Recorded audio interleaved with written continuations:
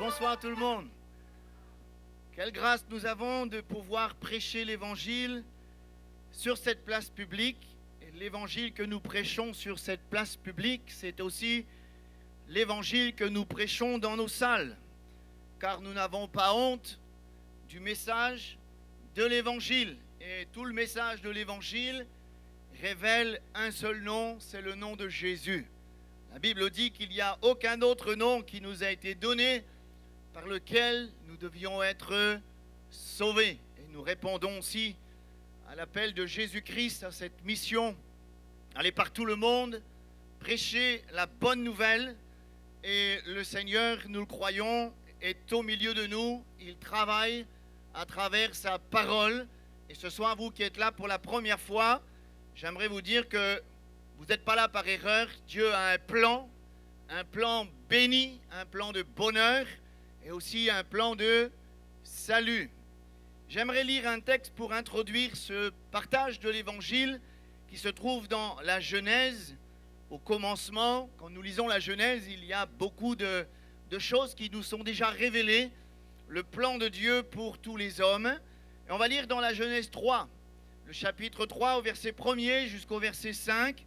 C'est là où tout a basculé, où le diable est venu tenter, mentir, Adam et Ève, et ils ont basculé dans la désobéissance, le péché, la séduction. Ils ont simplement mordu, entre guillemets, à celui qui ment depuis le commencement, le menteur. Il ment depuis le commencement, il parle de son propre chef.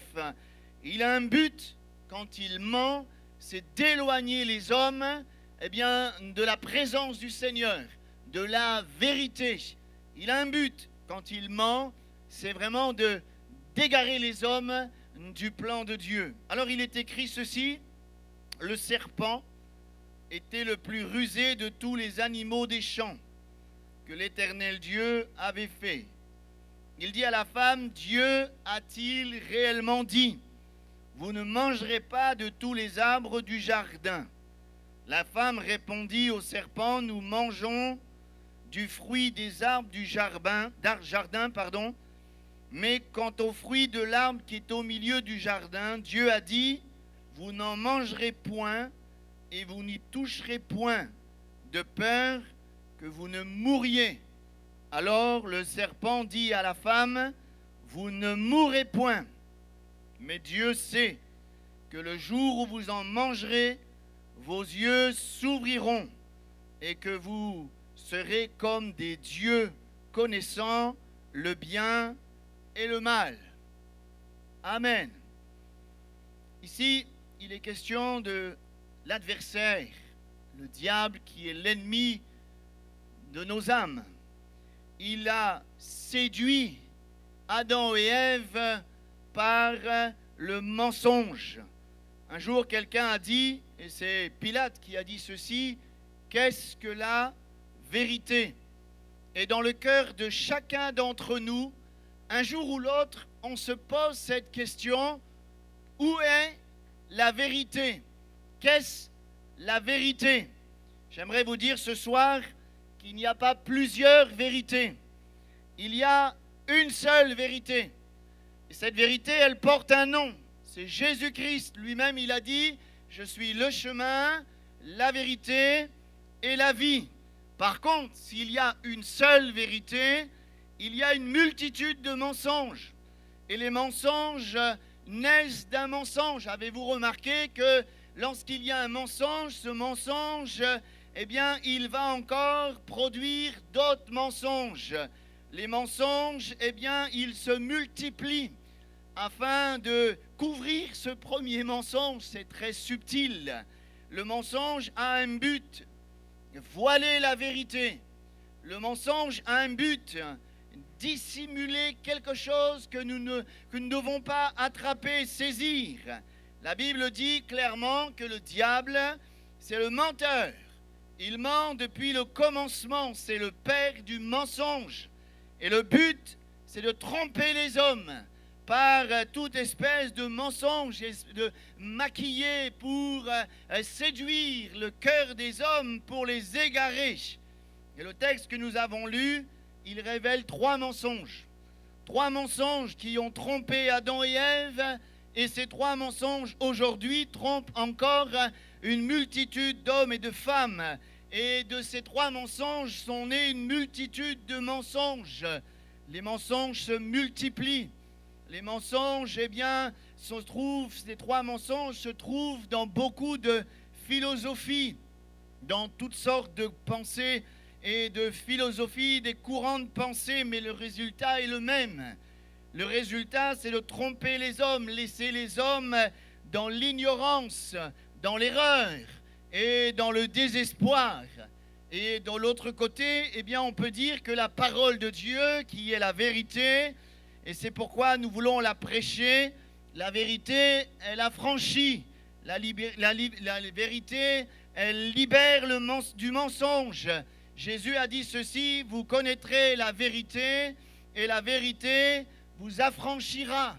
Et c'est pour ça que cette semaine, on peut annoncer l'évangile. Nous n'avons pas honte de ce message, car nous savons une chose, c'est que le message de l'évangile, il affranchit, il libère les captifs.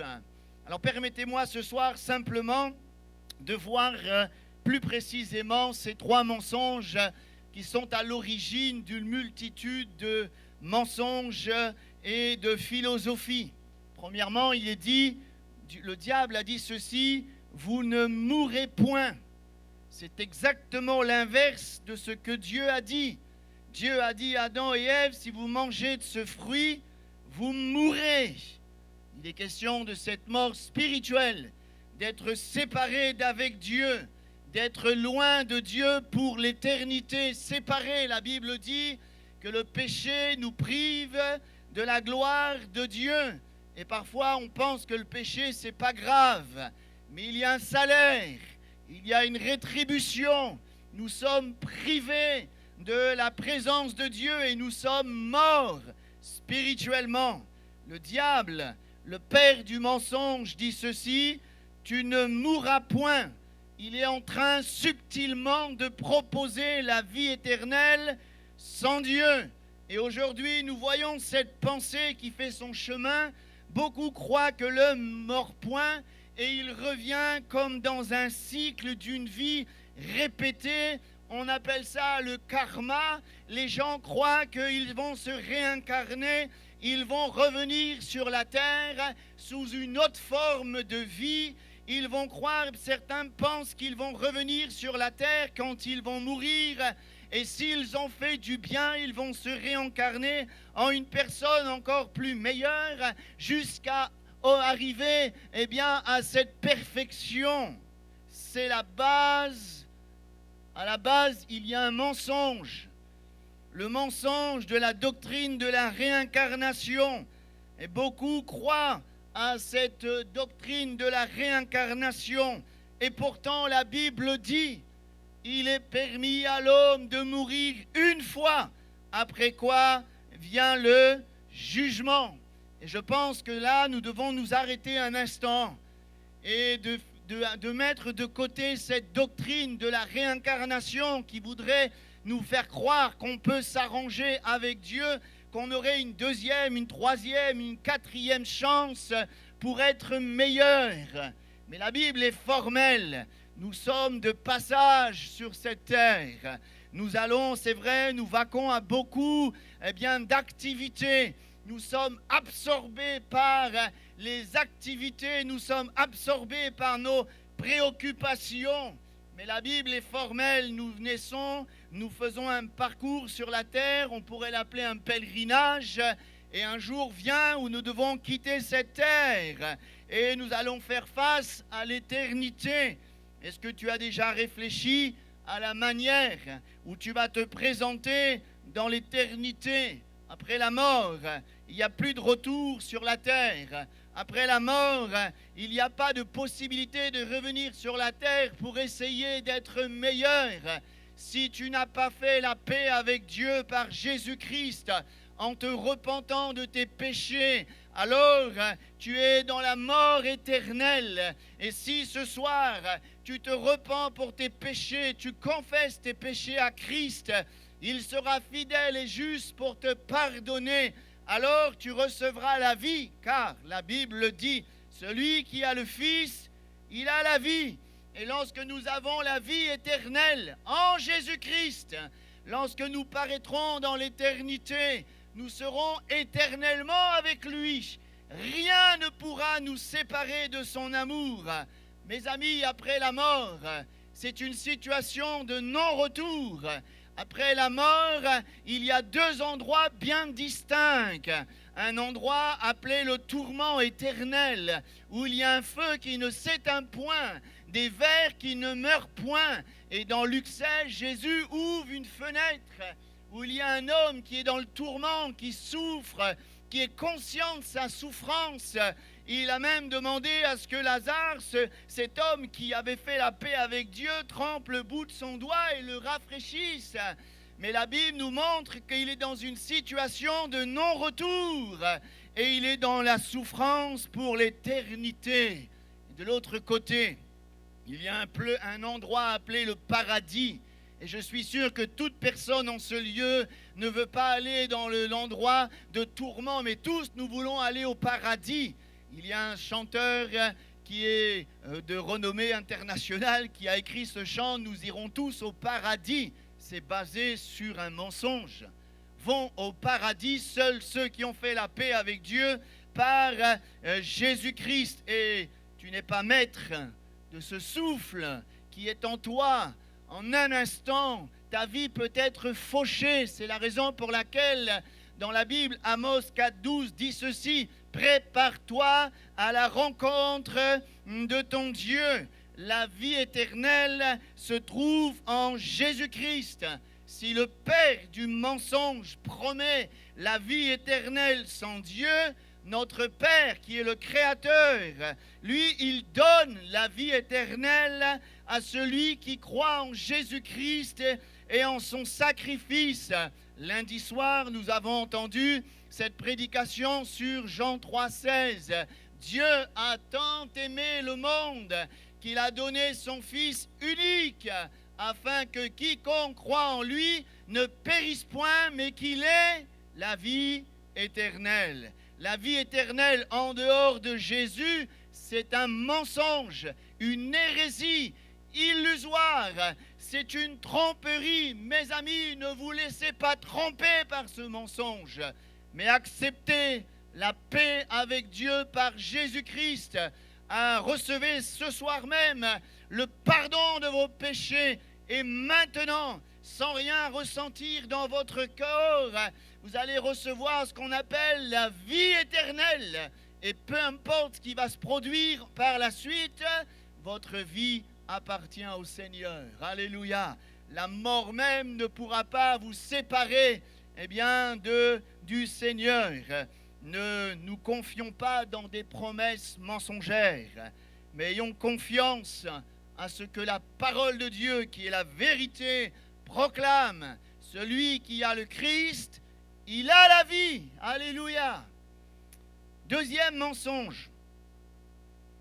Le diable menteur a dit ceci: vos yeux s'ouvriront. L'adversaire, le père du mensonge, qui a mis encore une fois en doute la parole de Dieu, va faire maintenant miroiter l'éveil spirituel. Il n'y a rien de nouveau sous le soleil. On voit aussi maintenant que cette pensée de l'éveil spirituel est de plus en plus d'actualité. Oh, les gens disent que le bien-être et l'épanouissement, il faut aller le chercher au fond de son cœur, par toutes sortes de yoga, de méditation, de toutes sortes de choses, de zen attitude, d'une façon de vivre, d'une vie équilibrée avec ce qu'on mange, ce qu'on fait, ce qu'on dit. Mais je pense que le vrai équilibre, encore une fois, il est en Jésus-Christ. Lorsque nous venons à la croix du Calvaire, le voile est ôté et Dieu nous éclaire sur les réalités spirituelles. Parfois, on cherche le sens de la vie, on cherche à quoi je sers sur cette terre, on cherche les réponses à l'existence, à tout ce que nous voyons autour de nous, mais la vraie révélation de Dieu et de sa sagesse, elle est révélée en Christ. Celui qui m'a vu a vu le Père, dit Jésus. Et lorsque nous venons par la foi, avec humilité, au pied de la croix, où Jésus nous a réconciliés avec le Créateur, là où nous pouvons confesser nos péchés, et là où on peut accepter l'amour du Père, son pardon, il y a un miracle qui se produit. Le voile est ôté. La Bible dit par la bouche de l'apôtre Paul, lorsque les cœurs se convertissent au Seigneur, le voile est ôté. Convertir, c'est pas changer de religion, c'est pas changer de philosophie, c'est faire demi-tour, abandonner cette voie de péché, d'ignorance et se tourner vers Dieu. Ce soir, mon ami, si tu t'humilies devant le Seigneur, tu te tournes vers Dieu en t'humiliant, en te repentant de tes péchés, le voile sera ôté et tu verras la gloire de Dieu dans ta vie, tu verras les splendeurs de l'Évangile, car l'Évangile est voilé pour ceux qui restent dans l'incrédulité. Dans Ésaïe, le prophète, Ésaïe 25, il a dit ceci sur cette montagne. Dieu a anéanti le voile et a préparé un festin de mets succulents. Tant que le voile n'est pas ôté, les mets de l'Évangile restent loin de nous. Mais sur cette montagne-là, à Golgotha, où Christ était entre ciel et terre, entre deux brigands, il a été couronné d'épines, il a été percé pour nos péchés. Alors le voile s'est déchiré. Et lorsqu'on vient à la croix, le voile de l'ignorance est enlevé. Le voile qui nous cache les trésors, la sagesse, la splendeur, la puissance de l'Évangile, eh bien, nous est révélé par Jésus-Christ. Mon ami, est-ce que tu veux être éclairé? Est-ce que tu veux connaître la splendeur de Christ? Alors ce soir, viens à Jésus, viens à la croix, humilie-toi, repens-toi de tes péchés et les choses cachées te seront révélées. Le mystère caché de Christ te sera révélé et ta vie va prendre un sens. Ta vie, elle va prendre une autre orientation. Tu sais pourquoi tu seras sur cette terre. Ta vie va trouver une orientation qui va te permettre de marcher selon la volonté de Dieu, dans le plan du Seigneur. Toute autre source de sagesse, de révélation sont trompeuses. Mais Christ est la vérité, la révélation, eh bien, du Seigneur de gloire. Alléluia. Troisième mensonge. Le diable, c'est le père du mensonge. C'est un menteur. Il a dit aussi, vous serez comme des dieux. Et il y a une version qui dit, vous serez comme Dieu. Et il est vrai que Dieu, nous l'avons entendu hier soir, Dieu nous a créés à son image. Bien sûr, il n'est pas question de l'image physique, avec sa volonté, les émotions, mais cette ressemblance a été comme souillée par le péché. Et on voit bien que lorsqu'on veut considérer Dieu, il a quand même des caractéristiques que nous n'avons pas. Et c'est un mensonge de dire que nous sommes comme Dieu. Dieu est omniscient, Dieu est omniprésent, Dieu est omnipotent, c'est-à-dire qu'il peut tout. Et lorsqu'on réfléchit, est-ce que nous pouvons avoir cet orgueil? Et je pense que le but de ce mensonge, quand le diable a insufflé ce mensonge, vous serez comme Dieu, il a suscité l'orgueil dans le cœur de l'homme. Et lorsque notre orgueil est un peu comme mis en avant, on se sent capable. J'arrête quand je veux, je fais ce que je veux, j'ai besoin de personne. De toute façon, moi, j'ai la force de m'en sortir, j'ai un caractère, je vais m'en sortir. Mais pourtant, même l'apôtre Paul, dans Romains 7, verset 18, j'ai la volonté, mais je n'ai pas le pouvoir. de faire le bien. Je crois que le fait de dire que nous sommes comme Dieu, ça voudrait aussi dire que nous n'avons pas besoin de lui. Et ça, c'est une folie, car Jésus a dit, sans moi, vous ne pouvez rien faire. Peut-être que jusqu'à maintenant, mon ami, tu as dit, mais moi, je m'en sors toujours. Je suis capable. Mais permettez-moi de réfléchir avec vous, qu'est-ce que l'on peut faire face à certaines situations, maladies. Et nous bénissons le Seigneur pour l'avancée de la médecine et nous prions pour le corps médical, qu'il fasse encore des progrès. Mais face à certaines situations où les limites de la science ont été atteintes, on sent bien que nous sommes limités. Mais Dieu a tout pouvoir en Jésus-Christ. Et il est capable de guérir les malades. La Bible proclame que dans ses meurtrissures, nous sommes guéris de toutes nos maladies. Nous ne pouvons pas. Lui, il a reçu tout pouvoir. Alléluia. Qu'est-ce qu'on peut faire devant les puissances de démons, de démoniaques, puissances infernales, puissances de ténèbres? Et on a le témoignage de plusieurs personnes qui étaient tourmentées par les mauvais esprits.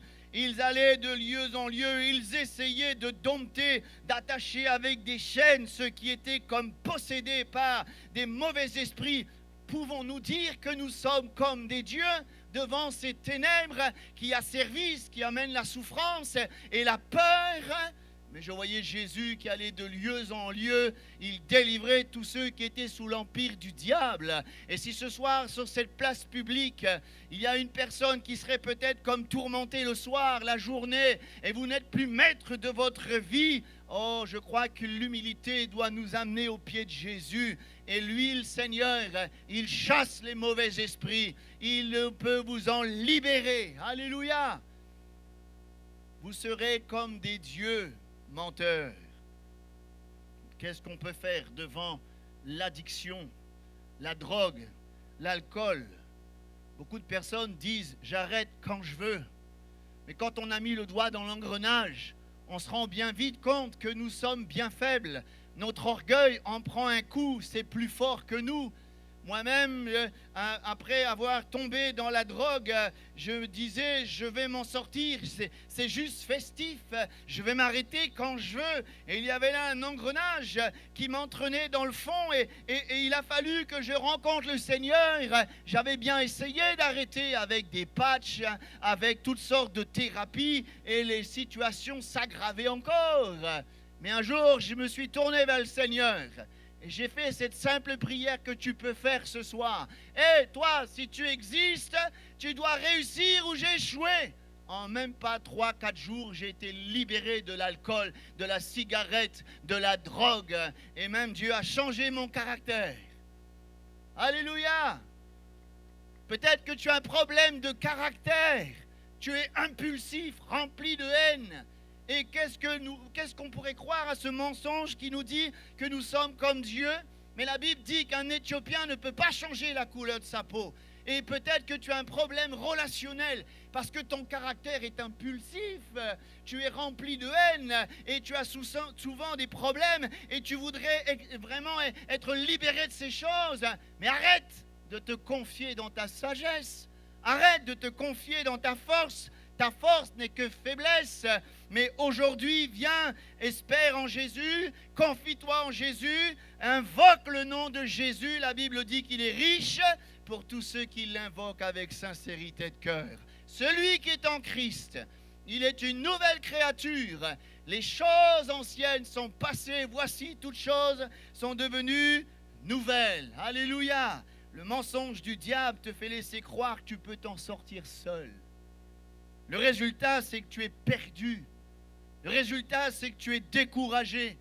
Le résultat, c'est que tu es encore plus enfoncé dans les problèmes. Tu es seul dans tes déboires. Ce soir, nous prêchons un Jésus qui est capable de te libérer. Viens à lui tel que tu es. Ce que tu ne peux pas faire, ce que tu n'as pas la capacité de faire.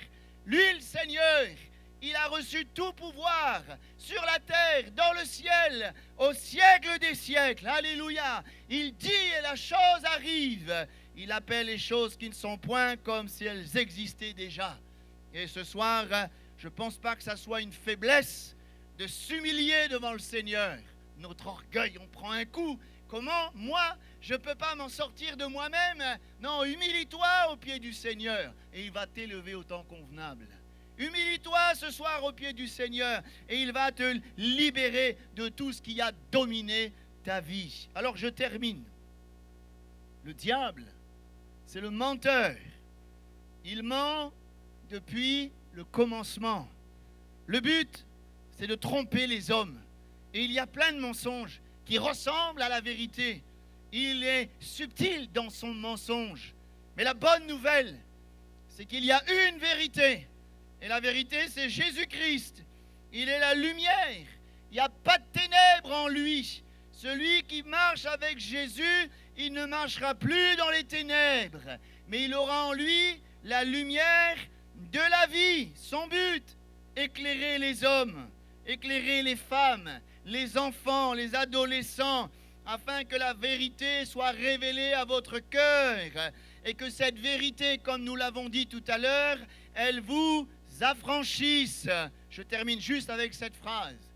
Le mensonge, aussi subtil soit-il, rend les hommes esclaves. La vérité, aussi simple soit-elle, rend les hommes libres. Est-ce que tu as soif de liberté? On ne te demande pas de recevoir une religion, ni un mode de vie, ni de suivre un mouvement, mais viens à Jésus et la vérité t'affranchira. Alléluia. Qui que tu sois, quel que soit ce que tu as fait dans le passé, ce soir, tu peux t'approcher du Seigneur. Et la bonne nouvelle, c'est que le Seigneur va s'approcher de toi là où tu es, sur cette place publique, dans ta voiture ou je ne sais pas où encore. Mais le Seigneur, il peut parfaitement t'affranchir.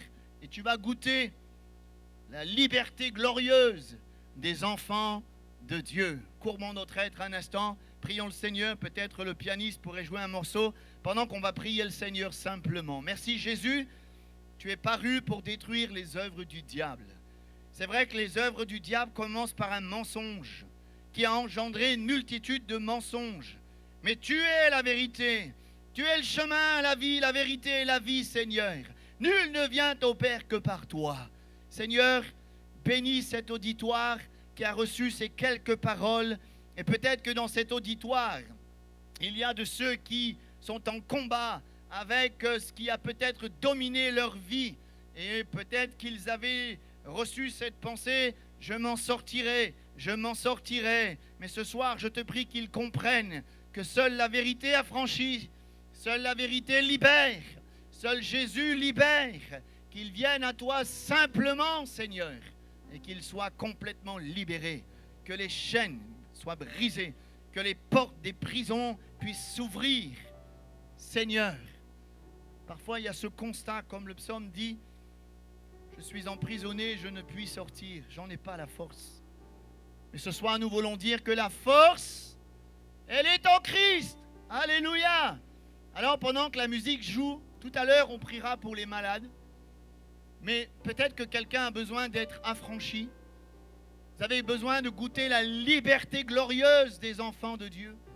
Vous voulez expérimenter la liberté en Jésus. Vous voulez expérimenter la paix par rapport à votre éternité. Eh bien, j'aimerais vous encourager à prendre position. Le thème de cette semaine, c'est le pas de la foi. Faites le pas de la foi. Et j'aimerais vous inviter à venir sur le devant, vous qui peut-être avez besoin. Je ne parle pas des malades, tout à l'heure on priera des malades, mais peut-être que quelqu'un a besoin de goûter la liberté glorieuse des enfants de Dieu. Venez sur le devant, sans plus tarder. Prenez position pour le Christ et il prendra certainement position pour vous. Nous aimerions vous aider dans votre démarche. Voilà, s'il y a quelqu'un qui voudrait qu'on prie pour lui par rapport à cette liberté glorieuse des enfants de Dieu, approchez-vous sur le devant. On va prier pour vous. Voilà, vous avez raison. Il a fait le pas de la foi. Vous avez raison, madame. Est-ce qu'il y a quelqu'un d'autre qui voudrait qu'on prie pour eux par rapport à...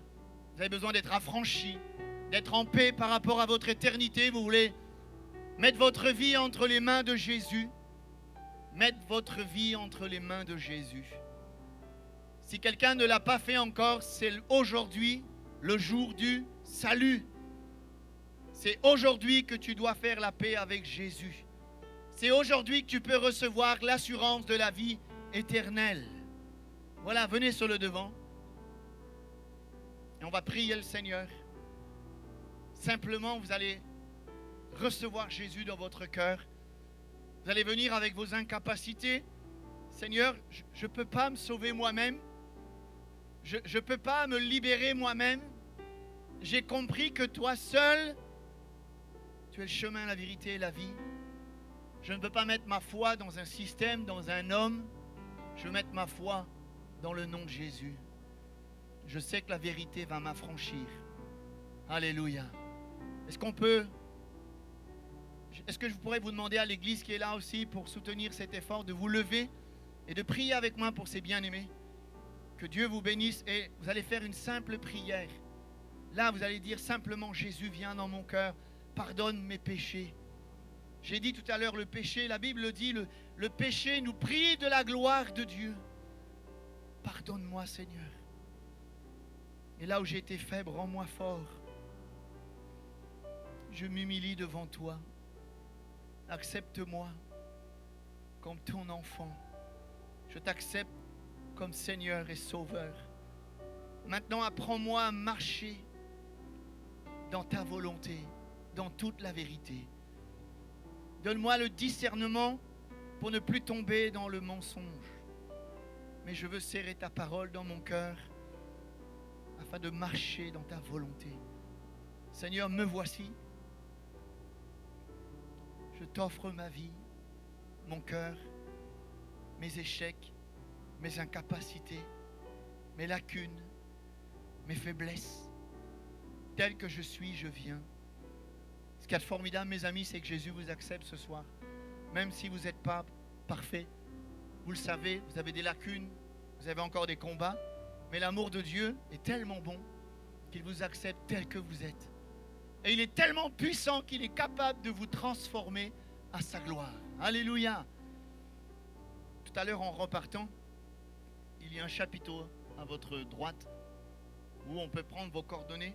Les pasteurs viendront prier chez vous, avec vous. Si vous n'avez pas l'évangile, passez au chapiteau maintenant, tout de suite, après. On va vous donner un évangile. On va vous donner de quoi lire l'évangile. Vous allez découvrir la vérité qui affranchit. Et chaque jour, commencez à prier Jésus.